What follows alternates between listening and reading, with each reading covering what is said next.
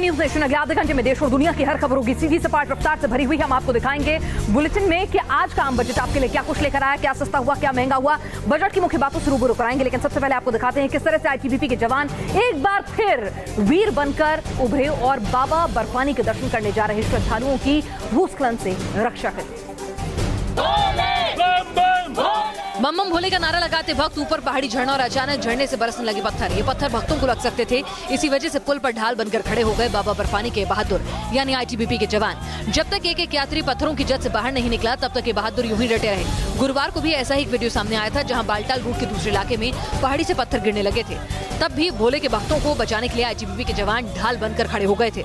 पहाड़ी से पत्थर बरसते रहे लेकिन एक भी पत्थर भोले के भक्तों को छू नहीं सका। और बात चीन की करते हैं, जहां पर लगातार हो रही बारिश जो है आफत का सबब बनी हुई है, जिसकी वजह से पहाड़ दरक रहे हैं। लैंडस्लाइड की वजह से 250 लोगों को अपना घर बार छोड़कर जाना पड़ा। अचानक पहाड़ टूटा और पहाड़ों से टनों मलबा तेजी से नीचे आने लगा। तस्वीरें चीन के झेजियांग की हैं। यहाँ भूस्खलन की जद में 9 गांव आ गए और 250 लोगों के आशियाने तबाह हो गए। दरअसल झेजियांग में मूसलाधार बरसात हो रही है। बारिश इतनी ज्यादा है कि इलाके के बांध भी बढ़ते पानी को संभाल नहीं पा रहे।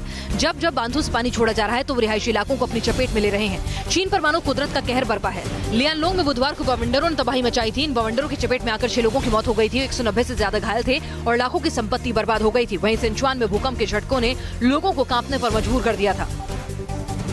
और अब आपको दिखाते हैं पश्चिम बंगाल के आसनसोल में एक बार फिर बीजेपी कार्यकर्ता और पुलिस वालों के बीच में तनातनी हो गई, झड़प की खबरें आ रही हैं। और आपको बता दें हाल के दिनों में दूसरा मौका है जब बीजेपी और पुलिस प्रशासन के बीच में इस तरह से तनाव उत्पन्न हुआ।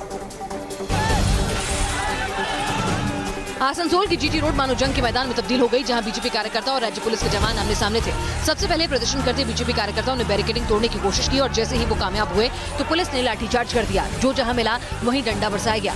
पहले बीजेपी कार्यकर्ता पीछे भागे, तब तक हाथों में पत्थर आ चुके थे और अब बारी बीजेपी कार्यकर्ताओं की थी। जमकर पत्थरबाजी शुरू हो गई और धीरे धीरे पुलिस वालों के पांव उखड़ने लगे। बीजेपी कार्यकर्ताओं के हल्ला बोल से पुलिस वाले वापस दौड़ते नजर आए। हालात काबू से बाहर होते देख पुलिस वालों ने आंसू गैस चला दी। 2 दिन में बीजेपी कार्यकर्ताओं और बंगाल पुलिस के बीच झड़प की दूसरी घटना है। गुरुवार को हुगली में एक बीजेपी कार्यकर्ता ने जय श्री राम का नारा दिया था तो पुलिस वालों ने उससे धक्का मुक्की की। यानी टीएमसी के साथ ही साथ अब बीजेपी बंगाल सरकार और सिस्टम से भी दो हाथ करने पर आमादा है। जनता के मुद्दों को उठाते हैं, लेकिन जिस अंदाज में आजकल उठा रहे हैं, फिर चाहे वो नरेश राणे हो या फिर आकाश विजयवर्गीय, जिस अंदाज में वो नेता जनता के मुद्दों को उठाते हैं वो सवालों के घेरे में आ जाता है। और ताजा मामला है एमएनएस के नेता का, जिन्होंने महाराष्ट्र के यवतमाल में बैंक में आम आदमी की परेशानी उठाने के लिए वो पहुंचे थे, लेकिन क्या व्यवहार किया जरा आप भी देखिए। एक थप्पड़, दूसरा थप्पड़ और फिर तीसरा थप्पड़। ये करतूत है महाराष्ट्र नवनिर्माण सेना के नेता राजू उंबरकर की, जो बैंक में घुसकर बैंक मैनेजर की पिटाई कर रहे हैं। बैंक मैनेजर को ही नहीं पीटा बल्कि बैंक के कर्मचारियों की भी पिटाई की। राजू उंबरकर ने जैसे ही मैनेजर को पीटा, नेताजी के गोरगे भी हाथ छोड़ने में देर नहीं करते हैं। बैंक के मैनेजर के सर पर दनादन थप्पड़ों की बरसात होने लगती है। नेता बैंक मैनेजर से बात करते रहे और पिटाई करते रहे। बैंक के दूसरे मुलाजिम ने जैसे ही कुछ कहने की कोशिश की तो उसकी भी पिटाई कर दी गई। नेताजी ने आवाज लोगों की उठाई, लेकिन जिस तरह हिंसा पर उतरे उसे सभ्य समाज की हरकत तो कतई करार नहीं दिया जा सकता। बैंक मैनेजर से मारपीट के मामले में पुलिस ने एमएनएस नेता राजू उंबरकर को गिरफ्तार कर लिया है। और अब आपको दिखाते हैं किस तरह से नेताओं ने तो कीचड़ प्रदर्शन किया और वो सवालों के घेरे में भी आ गया। जिस अंदाज में जो है वो कीचड़ फेंक प्रदर्शन किया गया, लेकिन एक शख्स ने अपने विरोध का तरीका जो है पानी निकासी की समस्या को उठाते हुए अपनाया, कीचड़ समाधि का। यूं कीचड़ में लेटने की वजह है सिस्टम की नाकामी। दरअसल देवास के गंगानगर के लोग सालों से पानी की निकासी की समस्या की आवाज उठा रहे हैं। हर बरसात में यहाँ कीचड़ हो जाता है, लेकिन जब गुहार नहीं सुनी गई तो इस शख्स ने कीचड़ समाधि ले ली। कीचड़ समाधि से सिस्टम जागेगा या नहीं इसका तो पता नहीं, लेकिन कम से कम ये आम आदमी और नेताओं से तो अच्छा है जो पानी निकासी के लिए शर्मनाक हरकतें करते नजर आए। चाहे वो कंकवली में कांग्रेस विधायक नीतीश राणे हो, जिन्होंने इंजीनियर के ऊपर कीचड़ फेंका था, सरकारी इंजीनियर से मारपीट की थी, या फिर रायपुर के वो बीजेपी पार्षद हों जो बीच सभा में कीचड़ फेंक कर चले गए थे। इस शख्स ने भी अपना विरोध दर्ज कराया, लेकिन बिना किसी को परेशान किए। और अब आपको दिखाते हैं कि जिस मकान को गिराए जाने के खिलाफ आकाश विजयवर्गीय बैटमैन बन गए थे, आज आखिरकार निगम ने वो मकान गिरा ही दिया। यानी कि नेताजी की पूरी दबंगई और हेकड़ी जो है किसी काम नहीं आई। तस्वीरें आपके जहन में जिंदा होंगी। बीजेपी विधायक और कैलाश विजयवर्गीय के बेटे आकाश विजयवर्गीय ने क्रिकेट बैट लेकर नगर निगम अधिकारियों को पीटना शुरू कर दिया था। दरअसल इस मारपीट की वजह थी एक घर, जिसको खतरनाक करार देकर नगर निगम के अधिकारी ढहाने पहुंचे थे, लेकिन रास्ते में आ गए आकाश हाथ में बल्ला लिए। आकाश विजयवर्गीय को सरकत के बाद हवाला तक जाना पड़ा था। अदालत से जमानत मिली और अब नगर निगम ने उस घर को ढहा दिया, जिसको लेकर ये फजीहत हुई थी। यानी बीजेपी के बल्लामार विधायक की मारपीट भरी कवायद आखिरकार बेकार ही साबित हुई। नगर निगम के सेक्शन ने साबित किया कि नियम कानून से ऊपर कुछ नहीं, चाहे फिर वो माननीय विधायक ही क्यों न हो। और अब बात आपके बजट की, आम बजट की, जिसे आज एक बिल्कुल नए अंदाज में इतिहास रचते हुए महिला वित्त मंत्री निर्मला सीतारमन ने पेश किया। तो वो ब्रीफकेस लेकर नहीं बल्कि बही खाता लेकर पहुंची और ये नहीं कहा कि आम बजट है, बल्कि बोली ये देश का बही खाता है। बजट में क्या मिला क्या नहीं, इस पर बहस जारी रहेगी, लेकिन वित्त मंत्री निर्मला सीतारमन ने एक नई परंपरा का आगाज किया। निर्मला सीतारमन बजट डॉक्यूमेंट लेकर संसद पहुंची, लेकिन इस बार बजट दस्तावेज लाल रंग के मखमली कपड़े में लिपटा था और इसे नाम दिया गया था बही खाता। बही खाता यानी लेन देन का लेखा जोखा। नई वित्त मंत्री का अंदाज भी नया था। उन्होंने शेर व शायरी के साथ बजट भाषण का आगाज किया। यकीन हो तो कोई रास्ता निकलता है, हवा की ओट भी लेकर चिराग जलता है। मोदी सरकार अपने नए अंदाज के लिए मशहूर है और शायद निर्मला सीतारमन का अंदाज भी इस सिलसिले की एक कड़ी बना। और इस बजट से लोगों को बहुत उम्मीदें थी। मध्यम वर्गीय लोग जो हैं वो निराश हुए हैं। टैक्स स्लैब में किसी भी तरह की कोई फेरबदल नहीं हुई है। विपक्ष इसमें कमियां निकाल रहा है। बाजार ने भी बहुत ज्यादा उत्साह नहीं दिखाया, लेकिन क्या कुछ इस बजट के मुख्य बिंदु रहे वो भी जान लीजिए। आज बजट यानी मोदी सरकार 2.0 के बही खाते में सोना महंगा हो गया। सोने पर कस्टम ड्यूटी 10 से बढ़ाकर 12.5% की गई, तो वहीं 45 लाख तक के होम लोन पर 3.5 लाख रुपए तक ब्याज का टैक्स नहीं लगेगा। इनकम टैक्स स्लैब में कोई बदलाव नहीं किया गया, तो इलेक्ट्रिक व्हीकल लोन पर ब्याज चुकाने वालों को 1.5 लाख रुपए की अतिरिक्त छूट मिलेगी। पेट्रोल और डीजल पर 1 रुपए प्रति लीटर के अतिरिक्त सेस का ऐलान किया गया। वहीं 1.5 करोड़ सालाना से कम कारोबार वाले छोटे कारोबारियों को पीएम कर्मयोगी मानधन योजना के तहत पेंशन मिलेगी। ऊंची आय वाले लोगों पर सरचार्ज बढ़ाया गया। 2 से 5 करोड़ तक सरचार्ज 30%, 5 करोड़ से अधिक पर 7% सरचार्ज रहेगा। वहीं महिला स्वयं सहायता समूह प्रमुख को 1 लाख का कर्ज सदस्य जन धन खाते पर 5,000 रुपए निकाल सकेंगी। एयर कंडीशनर और वीडियो कैमरा जैसे उत्पाद महंगे हो गए, तो वहीं mobile phone, set top box सस्ते हुए हैं। क्या बजट आपको वीवीआईपी भी बना सकता है? जी हाँ, ऐसा हो सकता है, क्योंकि जिस तरह से इस बजट में प्रावधान दिया गया है कि जो टैक्स पेयर्स हैं, जो अच्छे टैक्स पेयर्स हैं, उनको कई जगहों पर वीवीआईपी जैसी सुविधाएं दी जाएंगी बतौर इनाम। वीआईपी बन जाएगा आम आदमी। आम बजट 2019-20 में इसका भी जिक्र है, जो आपके लिए जानना बेहद जरूरी है। आर्थिक सर्वेक्षण में इस बाबत सुझाव दिया गया था। सुझाव के मुताबिक हर जिले से 10 सबसे ज्यादा टैक्स देने वाले लोगों को सम्मानित किया जाएगा। इन लोगों को एयरपोर्ट पर बोर्डिंग पास लेने में प्राथमिकता दी जाएगी। टोल प्लाजा पर उन्हें वीआईपी ट्रीटमेंट दिया जाएगा। एक दशक में सबसे ज्यादा टैक्स देने वाले करदाता को सामाजिक रूप से सम्मानित किया जाएगा। ऐसे लोगों के नाम पर सरकारी स्कूल, अस्पताल और सड़कों के नाम रखे जाएंगे। ईमानदार करदाता के सम्मान का फैसला वाकई काबिले तारीफ है, लेकिन सबसे ज्यादा टैक्स वही भरेगा जिस पर सबसे ज्यादा पैसा होगा, यानी गरीब तबका इस स्कीम से भी वीआईपी जैसा महसूस नहीं कर पाएगा। और अब आपको दिखाते हैं कि उठक बैठक आमतौर पर पनिशमेंट के तौर पर दी जाती है स्कूलों में, लेकिन अब हरियाणा के स्कूलों में प्रार्थना के बाद उठक बैठक को अनिवार्य कर दिया गया है, बतौर किसी पनिशमेंट के नहीं बल्कि सुपर योग कहकर। सांसद आए तो अधिकारी खड़े हो जाए। कैदियों को सुधारने के लिए जेल में गौशाला। यह खट्टर सरकार के वो फैसले जिन्हें लेकर सवाल उठे, तंज भी कसे गए और अब एक बार फिर हरियाणा में नया फरमान आया है। ये फरमान है स्कूली बच्चों को सुबह सुबह उठक बैठक कराने का, जिसे नाम दिया गया है सुपर योग। भिवानी के एक स्कूल में इस बाबत पायलट प्रोजेक्ट भी शुरू कर दिया गया है। फरमान के मुताबिक रोज सुबह प्रार्थना के बाद स्कूली बच्चे 14 उठक बैठक लगाएंगे और ऐसा करने से बच्चों के दिमाग का तेजी से विकास होगा। कि शुरू से ही आप लोगों जब आप स्कूल में पढ़ते होंगे या आपके पेरेंट्स जब पढ़ते होंगे, तो उनको सजा के तौर पे या तो मुर्गा बनाया जाता था या कान पकड़ के उठक बैठक लगाई जाती थी, जो कि साइंटिफिकली प्रूव्ड है कि जिससे आपका फोकस और आपका जो अटेंशन है तो वो काफी बढ़ती है। पीएम मोदी ने योग को दुनिया भर में नई पहचान दिलाई। संयुक्त राष्ट्र ने योग दिवस का ऐलान कर दिया, लेकिन उठक बैठक कराकर सुपर योग का यह सिद्धांत पहली बार सामने आया है। क्या वाकई उठक बैठक के इस कथित सुपर योग से बच्चों का विकास होगा?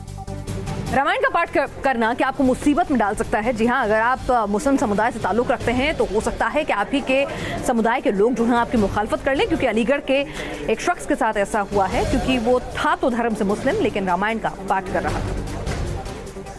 मुसलमान होने के बावजूद रामायण में दिलशेर की आस्था है। पिछले 38 सालों से दिलशेर रामायण का पाठ कर रहा है, लेकिन देश का माहौल कुछ ऐसा बदला है कि अचानक उसके पड़ोसियों को दिलशेर के रामायण पर ऐतराज होने लगा। रोज की तरह गुरुवार को भी दिलशेर घर में रामायण का पाठ कर रहा था, तभी उसके पड़ोस के 2 युवक घर में घुसे और दिलशेर से मारपीट कर दी। दिलशेर का दिल दुखा, उसकी आस्था को चोट जो पहुंची थी। पुलिस में शिकायत की और आरोपी पकड़े गए, लेकिन सवाल उठा, क्या कुछ कट्टरपंथी अपनी करतूतों से हमारे देश के गंगा जमुनी तहजीब की नींव को हिला सकते हैं? क्या मुसलमान नुसरत को दुर्गा भक्ति से कट्टरपंथी डिगा सकते हैं? क्या एक वायरल वीडियो में पुरी की रथ यात्रा के दौरान ऊपर वाले की इबादत करते इस मुसलमान को ये कट्टरपंथी डरा सकते हैं? जवाब होगा नहीं, कतई नहीं। और इसी वजह से दिलशेर भी नहीं टिके हैं। कट्टरपंथियों के हाथों पिटने के बावजूद दिलशेर पूरी आस्था के साथ आज भी रामायण पाठ कर रहे हैं।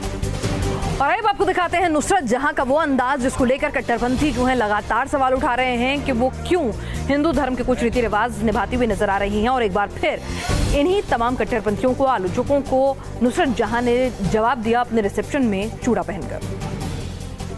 मरून रंग का मखमली लहंगा, बालों में चमचमाता मांग टीका, हाथों में लाल चूड़ा और आंखों में निखिल जैन के लिए मोहब्बत। ये थी वो तस्वीरें जो कोलकाता में अभिनेत्री और टीएमसी सांसद नुसरत जहां के रिसेप्शन से सामने आई। हाथों में हाथ लिए जब निखिल और नुसरत रिसेप्शन के लिए पहुंचे तो मानो आसमान के तारे उनके इस्तकबाल के लिए उतर आए। जुबान से मानो कुछ कहने की जरूरत नहीं थी, आंखें ही मोहब्बत का फसाना जो बयां कर रही थी। नुसरत के रिसेप्शन में सियासत और सिनेमा का संगम देखने को मिला, जहां दूल्हा दुल्हन को आशीर्वाद देने सबसे पहले खुद सूबे की सीएम ममता बनर्जी पहुंची। बड़े बड़े नेताओं के साथ ही साथ बंगाली सिनेमा के खूबसूरत चेहरे भी नुसरत को दुआएं देते नजर आए।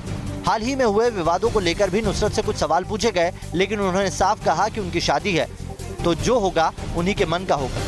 It's no different than what a girl would feel when she dresses up like a bride. It is my reception and I will only speak on happiness. Thank you. विवाद चलते रहेंगे। अब सियासत में आई हैं तो सवाल भी उठेंगे, लेकिन जो चीज अडिग है, अमर रहेगी, वो है नुसरत और निखिल की मोहब्बत।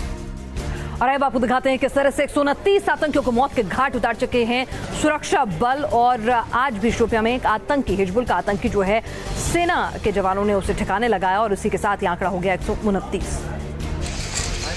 दक्षिण कश्मीर के शोपिया का नरवानी यही वो इलाका है जहां हिजबुल आतंकी समीर अहमद को ढेर किया गया। दरअसल सुरक्षा बलों को इलाके में 2 से 3 आतंकियों के छिपे होने की खबर मिली थी। टिप के आधार पर सुरक्षा बलों ने इलाके को घेरा और दोनों तरफ से फायरिंग शुरू हो गई।